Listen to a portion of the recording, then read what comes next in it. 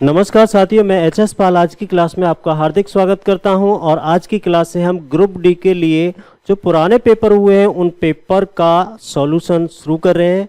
इससे आपको काफ़ी हेल्प मिलेगी। क्वेश्चन किस तरह से पहले पूछे गए हैं और क्वेश्चंस को हमें कैसे सॉल्व करना चाहिए, ये सारा कुछ आपको अच्छी तरह से समझ में आएगा। तो आइए शुरू करते हैं हम आज की क्लास को। और ये 2018 का पेपर है, 2018 का पेपर है और इस 2018 के पेपर को हम सॉल्व कर रहे हैं। और इसका पहला क्वेश्चन लेते हैं हम, क्वेश्चन नंबर 1। देखिए, पहला क्वेश्चन सिंप्लीफिकेशन का क्वेश्चन है और इसका हमें आंसर जल्दी से जल्दी बताना है। तो आप भी इसका आंसर बताने की कोशिश करें कि इसका आंसर क्या होगा। जब भी कोई सिंप्लीफिकेशन का क्वेश्चन आता है तो हमें सिंप्लीफिकेशन के लिए वी बोर्ड मास वाले रूल को ध्यान रखना होता है। बोर्ड मास वाले रूल को 100% आपको अप्लाई करना पड़ेगा, तभी आप इस टाइप के क्वेश्चन को कर सकते हैं। तो यहाँ पर देखें तो ये ब्रैकेट लगा हुआ है। सबसे पहले हमें ये वाला पार्ट है, इस पार्ट को सॉल्व करना है। इस वाले भाग को सॉल्व करने के बाद में हमें ये वाला भाग सॉल्व करना है और पहले वाले भाग में दूसरे वाले भाग से हम डिवाइड करेंगे और इसके बाद में हमें ये वाला पार्ट सॉल्व करना है और आंसर फिर आसानी से हमारा आ जाएगा। तो देखो, इसको सॉल्व करते हैं। 25 में से 33 माइनस करते हैं, 25 में से 33 माइनस करते हैं तो माइनस का 8 बचता है और माइनस का मल्टीप्लाई होगा तो ये किसका हो जाएगा, प्लस का 8 हो जाएगा। प्लस 20 में इसको जोड़ेंगे तो ये हो जाएगा 28, यानी इस ब्रैकेट का मान कितना हो जाएगा, 28 हो जाएगा। और डिवाइड वाला साइन हमारा ये लग गया। इसके बाद आप देखें यहाँ पर माइनस, और ये माइनस का 6 है। ब्रैकेट को सबसे पहले खोलते हैं तो यहाँ माइनस का मल्टीप्लाई माइनस से करेंगे तो ये हो जाएगा प्लस के 6 हो जाएगा। और इन दोनों का मल्टीप्लाई करेंगे तो माइनस का 20, यानी माइनस का 20 हो गया ये, और प्लस का कितना हो गया 6। तो माइनस का हमारे पास बचता है 14। कितना बचता है, माइनस के 14 हमारे पास बचता है। इतना वाला पार्ट हमने सॉल्व कर लिया। प्लस का कितना है 56 और इसको डिवाइड करना है। किससे डिवाइड करना है, देखिए यहाँ माइनस के 27 कितना है, माइनस का 27 है, प्लस का 13 है। तो हमारे पास माइनस का कितना बचता है, 14 बचता है। माइनस का 14 बचता है, माइनस के 14 बचता है। और अब हमें इनका भाग देना है और भाग देने के बाद में हम आसानी से इसका आंसर ले सकते हैं। तो यहाँ पर हम इसका आंसर आसानी से ले सकते हैं। तो देखिए, अब हम इसका भाग देते हैं। सबसे पहले इस वाले पार्ट का को सॉल्व करते हैं। 28 में 14 का भाग देते हैं, माइनस 14 का भाग देते हैं तो ये आ जाएगा माइनस के 2। कितना आ जाएगा, माइनस के 2। प्लस आप 56 को माइनस के 14 से भाग देते हैं तो ये आ जाएगा माइनस का 4। कितना आ जाएगा, माइनस का 4 आ गया। माइनस का 2 और माइनस का 4 ये मिला करके हो जाएगा आपका माइनस का 6 और हमारा आंसर हो जाएगा डी ऑप्शन इसका सही है। इस तरह से हमें इस क्वेश्चन को सॉल्व करना था। तो मुझे उम्मीद है आपको ये सवाल जरूर समझ में आ गया होगा। जल्दी से जल्दी आपको ये सवाल सॉल्व करना था। अब लेते हैं हम अगला क्वेश्चन और अगले क्वेश्चन को आप लोग सॉल्व करने की कोशिश करें कि ये सवाल हम जल्दी से जल्दी कैसे सॉल्व करें।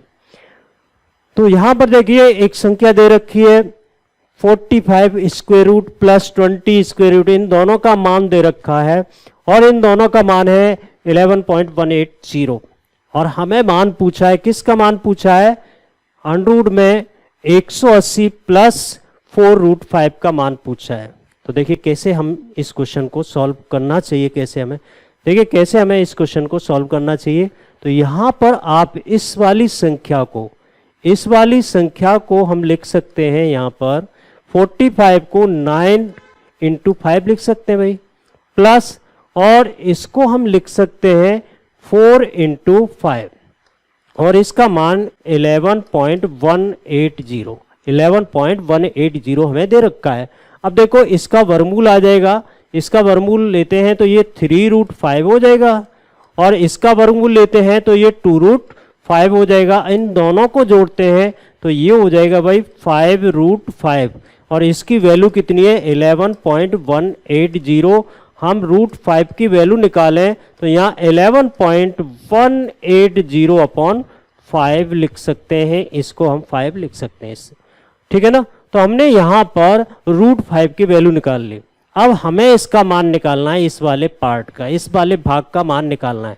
तो देखिए 180 को हम लिख सकते हैं यहाँ पर 36 × 5 प्लस 4 × √5 है ये, इसका वर्गमूल क्या होगा 6√5 प्लस इसका 4√5 है। इन दोनों को ऐड करें तो ये कितना हो गया 10√5। कितना है ये 10√5, यानी हमें 10√5 का मान पूछना है।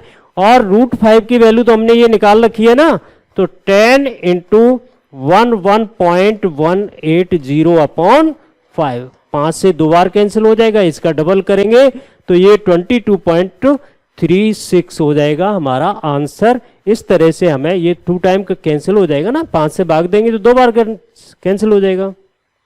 तो इसका आंसर कितना आ जाएगा 22.36 आ जाएगा। ये हमारा सेकंड क्वेश्चन था।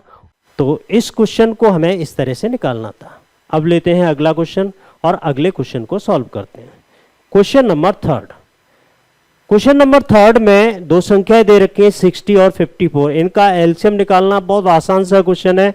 तो हमें यहाँ पर फैक्टर मेथड का यूज कर लें, क्योंकि छोटी संख्या है और ये फैक्टर में ही दे रखा है। तो हम 60 के गुणनखंड करते हैं, किसके 60 के गुणनखंड करते हैं तो 6 × 10 लिख सकते हैं। दूसरी संख्या क्या है हमारी दूसरी संख्या है 54 और इसके फैक्टर करते हैं तो 6 × 9 होते हैं।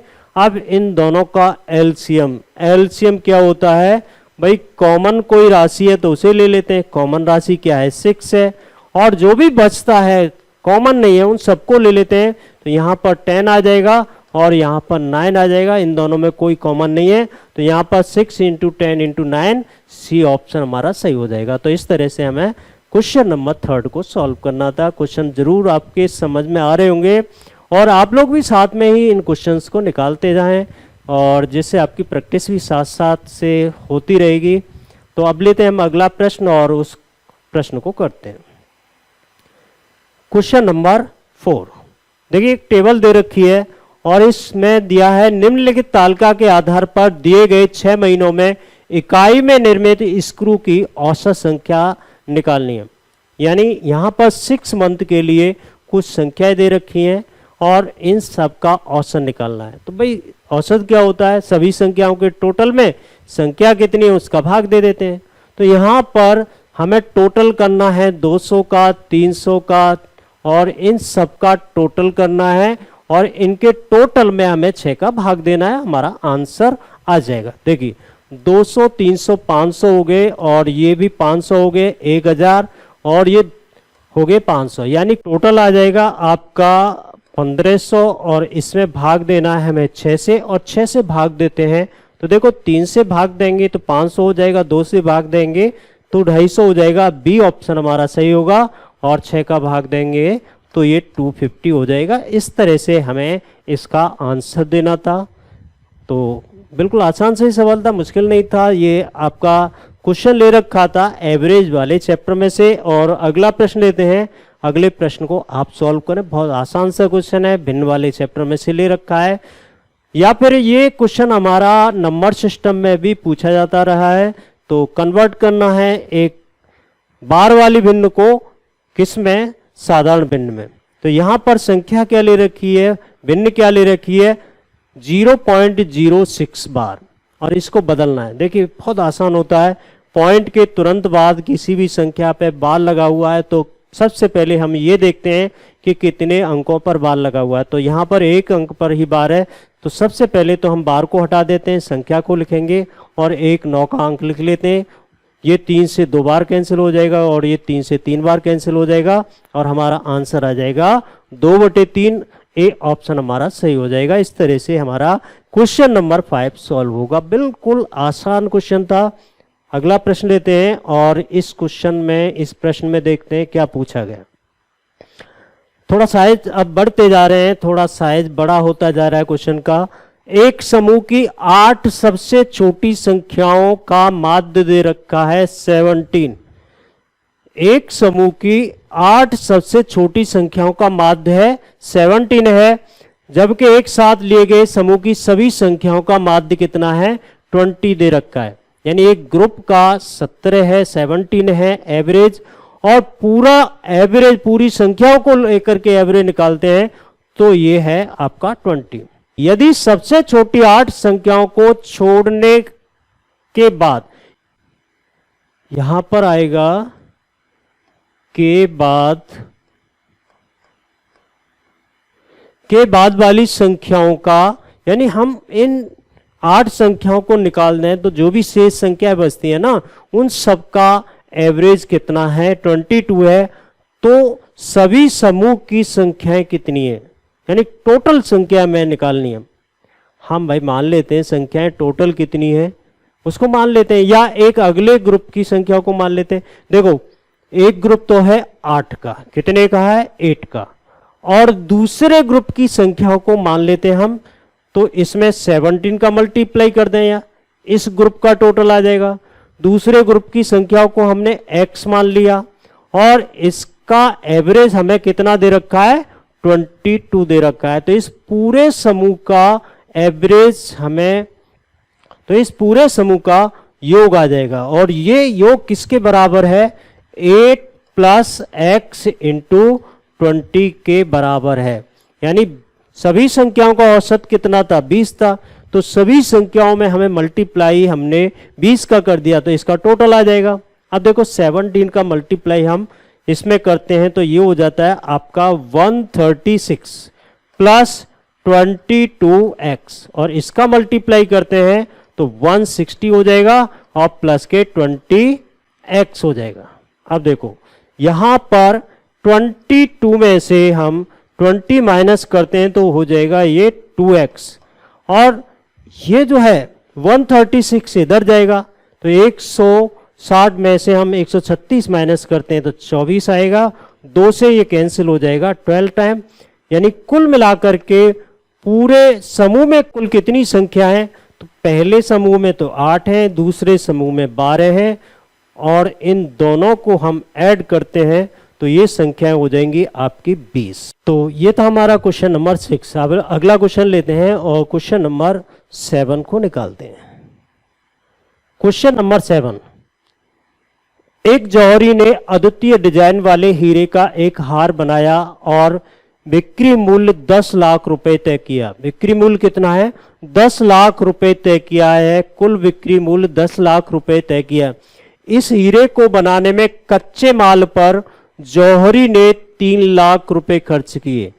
कच्चे माल पर कितने खर्च किए हैं, 3 लाख, जबकि इसका बिक्री मूल्य कितना है, 10 लाख है, और 2 लाख रुपए का श्रम शुल्क चुकाया, यानी 2 लाख रुपए श्रम के रूप में दिए, यानी 2 लाख और 3 लाख, यानी 5 लाख रुपए इसने इस तरह से खर्च किए।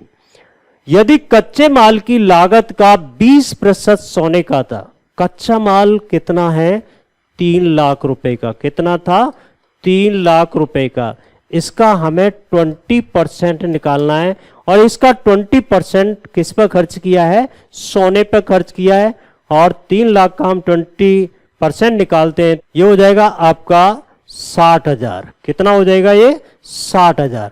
और यही पूछा है कि तो जौहरी ने सोने की खरीद पर कितनी वास्तविक राशि खर्च की। वास्तविक राशि 60,000 रुपए खर्च की, यानी केवल हम सोने पे निकालें तो सोने पर उसने 60,000 रुपए खर्च किए हैं। तो कुल मिलाकर इस क्वेश्चन का आंसर हमारा क्या रहेगा, 60,000 रहेगा। तो ये था हमारा क्वेश्चन नंबर 7। क्वेश्चन नंबर 8, एक बहुभुज के सभी आंतरिक कोणों का योग 1260 है।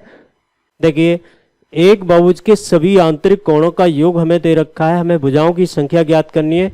जब भी हमें बहुभुज के आंतरिक कोणों का योग निकालना होता है तो हम आसानी से n-2 × 180 करते हैं तो ये योग आ जाता है, और ये योग दे रखा है 1260।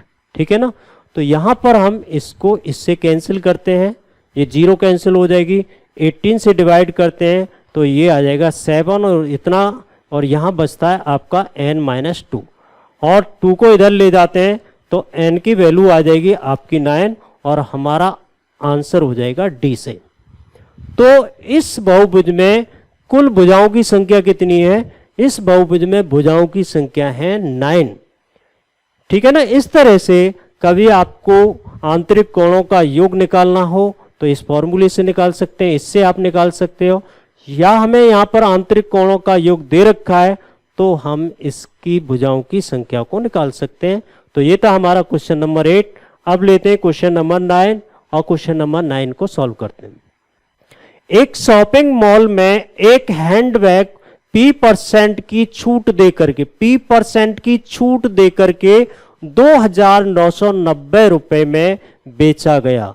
छूट दे दी P% की और उसके बाद कितने में बेचा है, ये बेचा है यहां पर 2,990 रुपए में इसको बेच दिया है।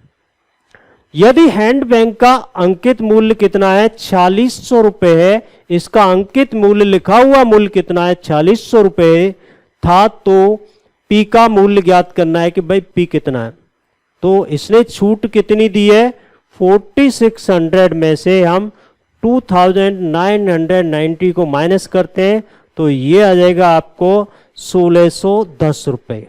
ठीक है ना, 3000 को माइनस करेंगे तो 1600 बचता है, 10 और आगे हम जोड़ देंगे तो ये 1610 रुपए की छूट है। छूट कितनी है, 1610 रुपए की है। तो P का हमें मान बताना है कि भाई P का मान कितने % होगा, तो 1610 रुपए की छूट है, 1610 रुपए की छूट है। ये छूट है कितने पर, 4600 रुपए पर है। परसेंटेज हम ज्ञात करते हैं तो ये 2 जीरो, तो भाई देखो 2 जीरो से कैंसिल हो गई, 2 से इसको डिवाइड करते हैं तो 23 आ जाएगा, 2 से डिवाइड करते हैं तो 805 आ जाएगा। अब इससे डिवाइड करते हैं हम इसको, 23 से डिवाइड करते हैं तो देखो 3 टाइम डिवाइड होगा, 3 और कितने बचते हैं 11, 69 हो जाएगा और ये आ जाएगा 115, 35, यानी 35% का इस पर डिस्काउंट दिया गया था। तो ऐसे हम इस क्वेश्चन को निकालेंगे। डिस्काउंट परसेंटेज कितना होगा यहाँ पर होगा 35%। तो ये था क्वेश्चन नंबर 9। तो इस क्वेश्चन को हम इस तरह से निकालेंगे। अब लेते हैं अगला क्वेश्चन और अगले क्वेश्चन को निकालते हैं। अब की बार देखिए क्वेश्चन में जर्मन चांदी का एक मिश्र धातु, जर्मन चांदी की एक मिश्र धातु है, जर्मन चांदी की एक मिश्र धातु है, यानी एक मिश्रण है, मिक्सचर दे रखा है। उसमें तांबे का और जस्ते का अनुपात कॉपर का और जिंक का, कॉपर का और जिंक का अनुपात दे रखा है 21 अनुपात है यहाँ पर 16। कितना है, 21 अनुपात 16 था। जबकि निकल से जस्ता का अनुपात 7 अनुपात 24 था। निकल से जस्ता का अनुपात, तो देखो जस्ता हमने जस्ते के नीचे यहाँ पर 24 लिख लें और यहाँ पर 7 लिख लें और ये हो जाएगा निकल। तो इन तीनों का हमें अनुपात बताना है। तो देखो यहाँ पर हमें ये कॉमन राशि है, ये कॉमन राशि है, तो इस कॉमन राशि को बराबर करने के लिए 2 से गुणा कर दें, और नहीं 3 से गुणा करें, और इसको बराबर करने के लिए 2 से गुणा करें। ये कितना हो जाएगा 48, ये कितना हो जाएगा 48, 3 से गुणा करते हैं तो ये आ जाएगा 63 और 48, और 2 से गुणा करते हैं तो 14, और ये देखते हैं तो ये आ जाएगा 63, 48 और 14। तो इस तरह से क्वेश्चन नंबर 10 को हम सॉल्व करेंगे। अब अगला क्वेश्चन लेते हैं और अगले क्वेश्चन को सॉल्व करते हैं। आप भी साथ में क्वेश्चन को सॉल्व करने की कोशिश करें, जल्दी से जल्दी आंसर लाने की कोशिश करें, और यही आपकी स्पीड को बनाएगा। तो क्वेश्चन लेते हैं अगला क्वेश्चन है हमारा 11। क्वेश्चन नंबर 11 पे पूछा है, राम 80 मीटर लंबे पूल में तैरता है। राम 80 मीटर लंबे पूल में तैरता है। वह एक छोर से दूसरे छोर तक तैरकर 1 मिनट में 160 मीटर की दूरी तय करता है और वापस उसी सीधे रास्ते पर चलता है। औसत गति बताइए। तो औसत गति के लिए यहां पर देखो, राम गया 80 मीटर, फिर वापस आया 80 मीटर, यानी 160 मीटर चला है। वो दे रखा है कि 160 मीटर की दूरी, 160 मीटर की दूरी इसने कितने मिनट में, 1 मिनट। 1 मिनट का मतलब हम सेकंड में चेंज कर लें, 60 सेकंड में तय किए।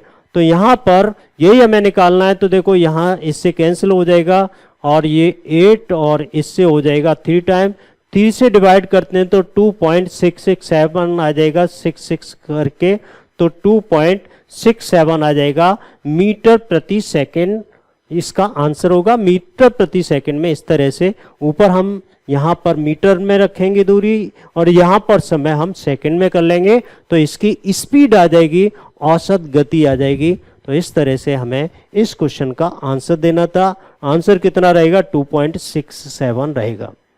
मुझे उम्मीद है ये सवाल जरूर आपको समझ में आ गया होगा। बिल्कुल सिंपल सा है। एक पुल में कैसे तैरता है, यहाँ से ऐसे जाता है 80 मीटर, फिर वापस आ जाता है 80 मीटर, और ये हो गया आपका 160 मीटर। कितना हो गया? 160 मीटर। 160 मीटर जाता है 1 मिनट में, हमें निकालना है 1 सेकंड में कितना जाएगा, यही मीटर प्रति सेकंड में चाल होगी। एक और क्वेश्चन लेते हैं और अगले क्वेश्चन को करते हैं। Question number 12। क्वेश्चन नंबर 12 में एक डायग्राम दे रखा है और लिखा है यहाँ पर, नीचे दिए गए वृत्त में जीवा AB को बढ़ाने पर स्पर्श रेखा DE के बिंदु D पर मिलती है। बिंदु D पर मिलती है, तो ये हो गई स्पर्श रेखा DE। ये जीवा है AB और इसको आगे बढ़ाने पर D पर ये मिलती है। AB बराबर 24 दे रखा है, इसकी लंबाई दे रखी है 24 सेंटीमीटर, और DE का मान भी दे रखा है यहाँ पर 9 सेंटीमीटर दे रखा है। हमें पूछा है यहाँ पर BD की लंबाई क्या है, तो BD की लंबाई को हम x मान सकते हैं। कितना मान लेते हैं? x मान लेते हैं। देखिए, जब भी कोई एक स्पर्श रेखा हो और एक जीवा इस तरह से दे रखी हो और यहाँ पर बाहर किसी बिंदु पर ये एक दूसरे को यहाँ पर मिलती हो, तो देखो ऐसे लिखते हैं DA into DB, DA into DB, इसको BDB बोल सकते हो। DB और BD एक ही बात है। और यहां पर आ जाएगा DE स्क्वायर। क्या आएगा? DE square. DA कितना दे रखा है? तो भाई DA तो दे रखा है हमारा यहां पर 24 प्लस x, और फिर क्या है? BD का मान कितना है? यहां पर x दे रखा है, और ये 9 का स्क्वायर करना है हमें, 9 का स्क्वायर, ये हो जाएगा हमारा 81। कितना हो जाएगा? 81 आ जाएगा। अब देखो यहाँ पर ऑप्शन का यूज करें, आसानी से आंसर आ जाएगा। यहाँ कौन सा मान रखें कि ये 81 आ जाए? तो देखो 24 में 3 जोड़े हम यहाँ और 3 से मल्टीप्लाई करें, तो ये हमारा हो जाएगा यहाँ पर 27 इंटू 3, और ये होता है 81। तो हमारा बी ऑप्शन सही होगा। तो इस तरह से हम क्वेश्चन नंबर 12 को निकालेंगे। तो ये हमने आज यहीं तक क्वेश्चन लेते हैं। अगली वीडियो में आपको इससे आगे के सारे कंप्लीट क्वेश्चन मिल जाएंगे। इस पेपर के जितने भी क्वेश्चन हैं आपके मैथ के लिए, वो सारे क्वेश्चन अगले वीडियो में आपको मिल जाएंगे। Thank you very much.